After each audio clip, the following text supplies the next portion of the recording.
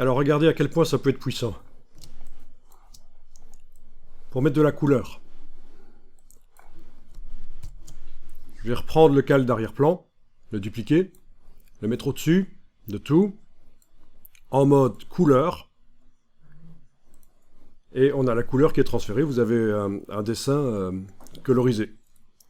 Maintenant, vous pouvez aussi tester parmi tous les modes là, tous ceux qui sont possibles, donc obscurcir, produit, densité couleur plus, densité linéaire, etc.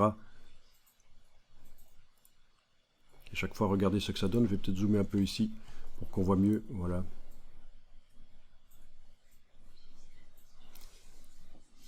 Voilà, ça peut être intéressant. Alors peut-être qu'il y a deux modes couleurs qui vous plaisent.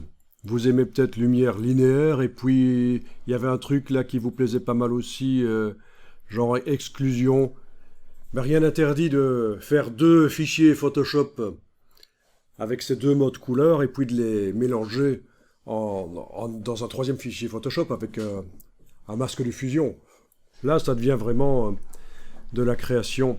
Par exemple, ici, je pourrais me dire, tiens, le dessus, je trouve que c'est pas mal, mais le dessous, à un autre mode couleur, ce serait bien. Donc, je fais deux versions, et puis je les superpose dans un troisième fichier Photoshop avec un masque de fusion, un dégradé dans le masque de fusion, ou du gros pinceau, un bord flou.